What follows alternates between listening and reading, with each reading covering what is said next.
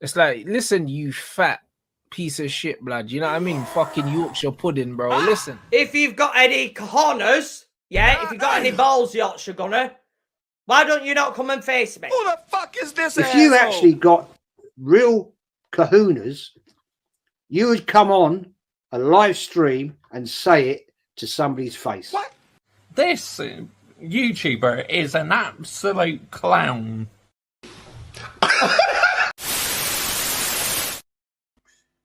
Sapning guys.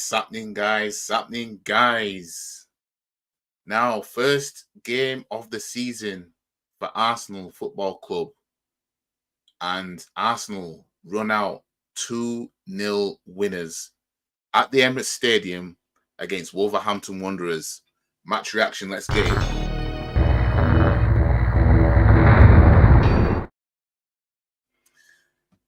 So, 2-0 winners. Goals coming from Kai Havertz and Bukayo Saka. And it seemed to me like it was business as usual type of thing in the end. But it was one of them games, again, there was some stinking going on in the game. A lot of frustration and a whole lot of take that chance. Like, we're tripping over the ball and all this shit. One thing about Declan Rice for me that really stands out that I don't like is he'll receive the ball, but he has no idea where anybody else is. He doesn't look around and he doesn't have a good idea of where players are before he receives the ball. And I've noticed that since last season. I've noticed that there's times where Declan Rice has received the ball and there's a player that was in a good position. And if he knew that, you know what I mean? Because sometimes a player can receive the ball, but he already knows where so-and-so is behind him. He already knows, type of thing. Declan Rice is not that kind of player, but he will receive the ball in areas where it would be ideal if you were that kind of player. And that happened in the first half. No, yeah, first half. Yeah, it was the first half that happened in where he received the ball, and I don't know if it was Havertz or someone that was, or it might have been Martinelli who was towards that left-hand side, and they were in a good position to where if he had quickly turned and knew, you know, I mean, I don't expect people to have eyes at the back of their heads, but, you know, we've seen it with other teams as well as us, where players can receive the ball and they know where somebody else is already, type of thing. But yeah, Martinelli for me, he's not that guy anymore. I'm sorry, he's just not. I'll get to the comments in a second, but Martinelli's not that guy anymore. It's just one of those where I think he's run his course now. He's not showing that he can maintain what we knew of him. You know what I mean? And it's a shame. But he just gets the ball, has his head down, runs, and then by the time it comes to taking anybody on, he's either kicking it into him or he's getting tackled and nothing's happening for it.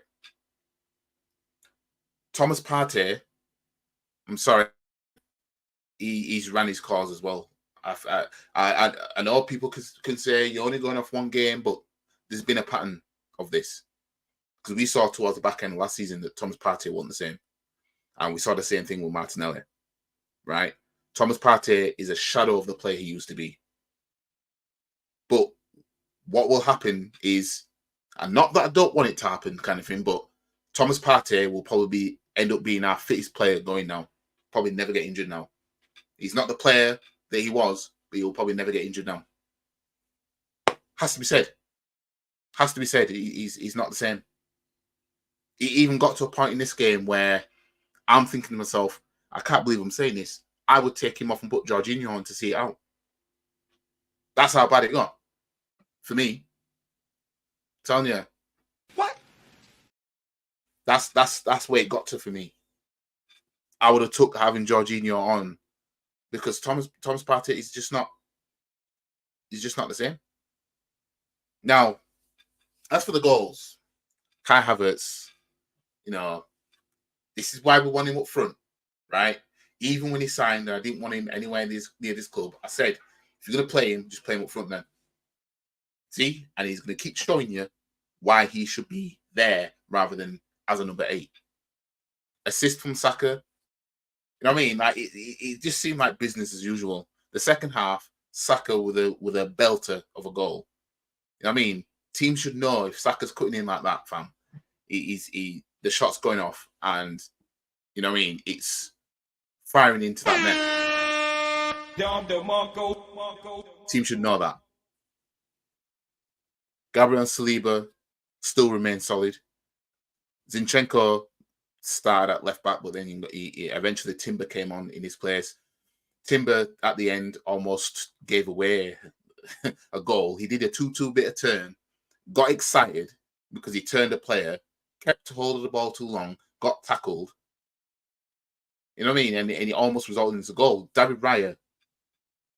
The saves he made in the game. You know what I mean? Those were saves where it's like, that's why you're our number 1.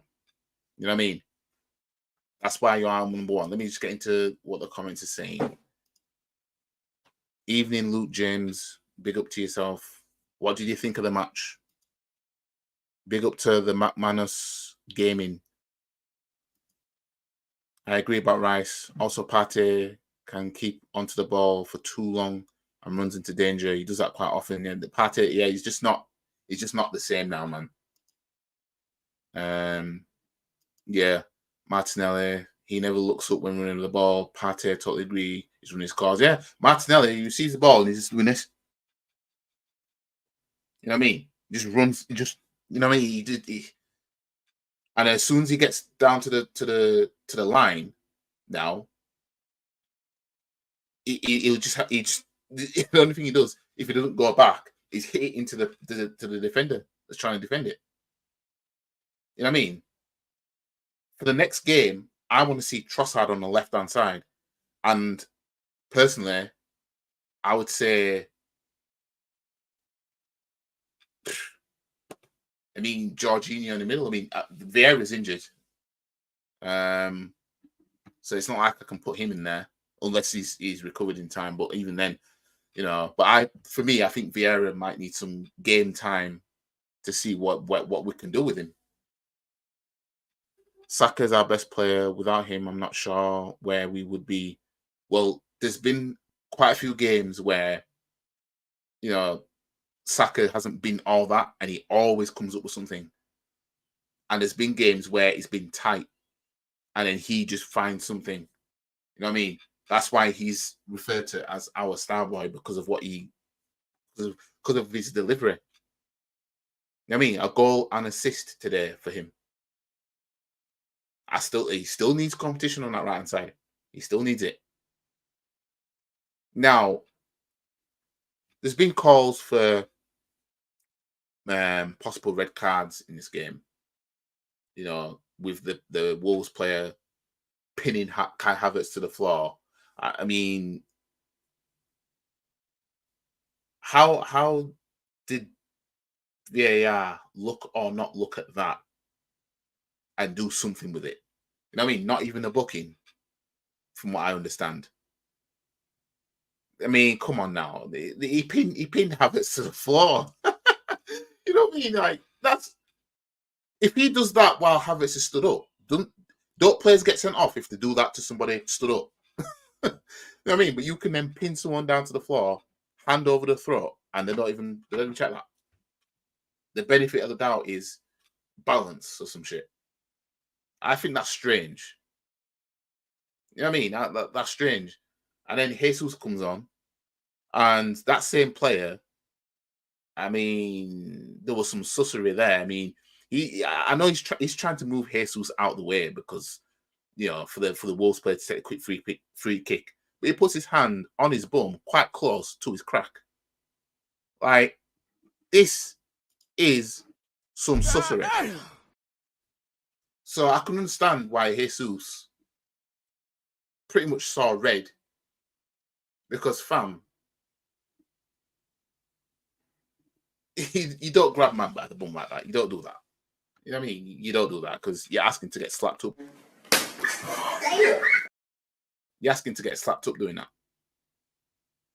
But overall, I'm proud of the boys.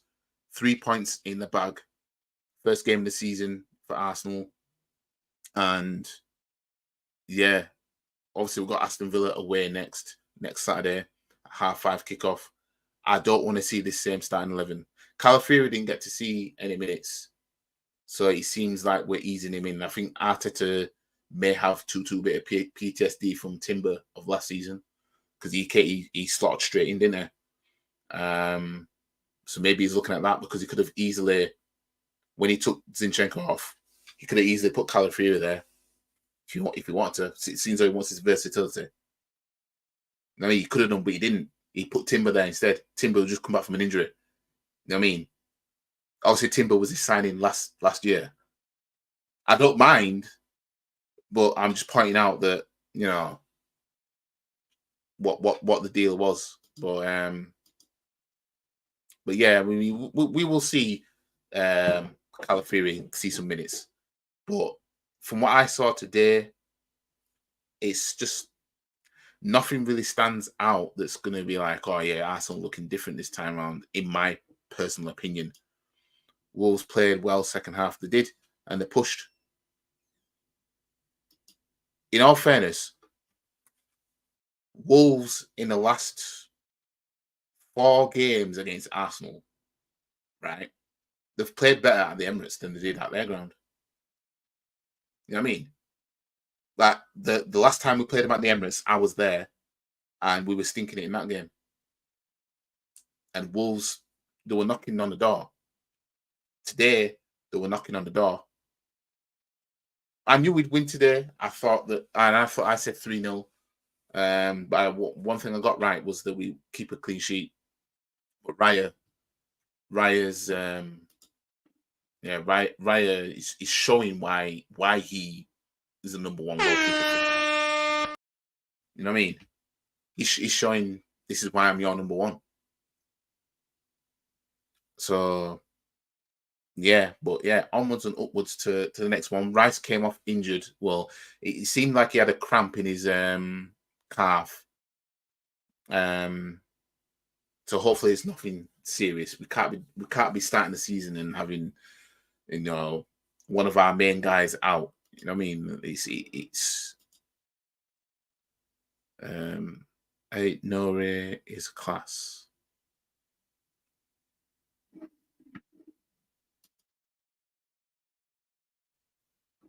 Wait, is that one of the Wolves players, or is that a typing error? What am I doing? Can't even find what I'm looking for now.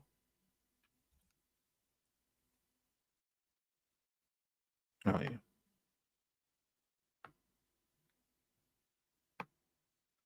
Because I don't keep up with players from other clubs.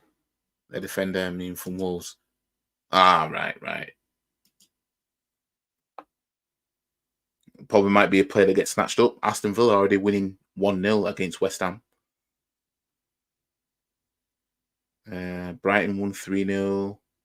That means Brighton the top of the table, guys.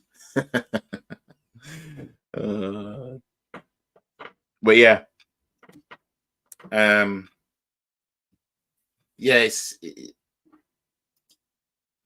I want him to come to us. For me, I want a good right winger, a good backup right winger for Saka. And obviously, we ain't going to sign a striker that's going to start into this team straight away, because we know that Kai Havertz. You know the thing is, right? If Kai Havertz just keeps doing this, then obviously there's no chance of us signing a striker. But if Kai Havertz is going to be that striker we need, that's all we ask.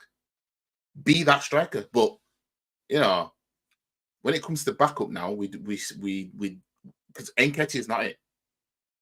Nketiah is not it when it comes to backup. You know what I mean? He's Nketiah ain't that guy, fam. And we've got a deep season ahead. And this Champions League, this new Champions League format, we're playing more games in the Champions League as well. So You know, it's one of them where we just have to be hopeful that what plays out, plays out. I want us to be fighting on all fronts this season. And I don't want to see anything that indicates that we can't.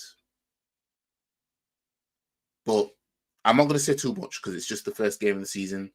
The next game is Villa away, which, you know, is not going to be easy. And to be fair, if we don't beat Villa next week, then I can't see us exceeding last season if we don't beat Villa away next week. I'm going to say it. It's as simple as that. And that's shout out to Natster. And shout out to Rod Foster as well. I forgot to shout you out. But shout out to Natster. The board should be potted, but the Kronkers are too stubborn and lack knowledge to change them. Yeah, I mean, again, when it comes to the signings now, I can't see us really. This Moreno guy, that's all I can see now. I can see us signing him. If we get rid of Nketiah before, if we sign Moreno now and then get rid of Nketiah, I think we might look at a striker to replace Nketiah. You know what I mean? Otherwise, if we're not signing Moreno and Nketiah's still here, I'm starting to believe that, you know, Nketiah doesn't leave until we get money from Moreno, until Nketiah leaves, then we'll get Moreno with that money. That's what I'm believing is going to happen. Backup needed so bad for Saka. I dread him getting injured. Villa is a massive must-win. Yeah. Second game in, Villa, and then we've got Brighton at home, and then it's Tottenham away, then Man City away. I mean, even if we win our first 5 games, right? If we win our next 4, the next 5, right? Keep a clean sheet. It's not enough to convince me, because we know it's the back end of the season where you'll know what's going on. You know what I mean? We've had to watch our partnership be the best in Europe and then not win the league. We've had to watch that. We've had to watch us outscore the Invincibles the season before. Finish second. You know what I mean? So, yeah, it's going to take quite a bit for me to be like, oh, yeah, we're definitely going to do it this time. You know what I mean? That's personally what it's going to take. Anyways, I'm going to leave it here for the match reaction. Like the video, share the video, comment, subscribe to the channel, follow all the socials. The links are in the description below. Shout out to you guys for coming through. I know my match reactions and match previews aren't as entertaining as my reaction videos, but the reaction videos will still come. But yes, stay with me, guys, and I'll decide at Christmas. It's too soon. Christmas is too soon for me to decide. I've seen too much now. I've seen too much. Anyways, guys, I'll see you in the next video, which will, if I don't do any other videos this week, it's definitely going to be my match preview for the Villa game, but I won't be able to watch the Villa game next week. So my match reaction for that will be based on what I've heard and what I've seen on the highlights. But I'm going to try and make it a decent stream for you guys. It might be just a quick video because I'm going to be busy next Saturday. But yeah, anyways, I'll see you guys in the next one. Peace. And if anyone wants to have a come at me, come and have a pop. Because I'm a black belt in karate. Stop the cap. Come and have a pop. I don't think you have the facilities for that, big man.